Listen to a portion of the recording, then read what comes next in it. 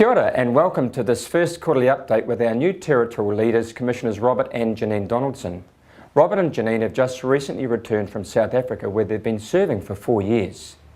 Robert and Janine, would you like to tell us a little bit about yourselves? Sure. I come from South Dunedin, born and bred there, attended Otago University and then initially worked in truck driving, bulldozer operating, a bit of teaching and labouring. That was my background and my home core was Dunedin South. I was born in the Waikato in Te Awamutu. My parents are now retired officers.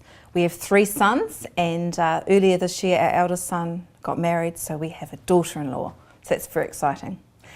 We've spent 10 years in Africa, which has been an incredible privilege. Perhaps one thing you don't know about me is I quite like speed. Okay, it's interesting. If there's one word to describe what you hope to bring to the territory as leaders, what would that be? I really believe in servanthood, and we have to serve and we have to serve together. Yes. None of us can do this alone. So that sense of servanthood and togetherness are really important to me. I feel very passionate about the ministry of women and would like to continue to see women empowered to lead and encouraged and enabled. We can do that within the political arena, in our communities, just where we are. Yes. At Congress, we launched our new Territorial Strategic Mission Plan, calling us to focus on mission goals and to be mission focused in all that we do. Tell us what your thoughts are about the TSMP. Look, I'm really impressed. It was in place before we left the territory. I congratulate the way the goals have just got sharper and more focused. And also in our recent travelling around the territory, we've just been so impressed to see the way that's working out in various places. Let me just highlight 2 or 3. Kilbirnie, on their centenary weekend, wonderful group of young people and children who were actively testifying to the discipleship process that people in the core were providing for them to help them in their Christian living. Another occasion we visited the army at Manukau, and so many services there that have been delivered in a mission-focused and connected manner and caring for the whole person, and a great team of passionate staff delivering it in that way. Then with new soldiers, we were at Upper Hutt and had just the thrill of witnessing 11 junior soldiers and 4 senior soldiers being enrolled, being supported by their core community. One of the junior soldiers was interviewed by video with his testimony, and it's absolutely priceless.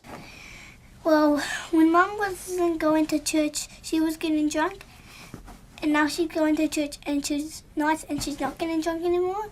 And I used to steal people's toys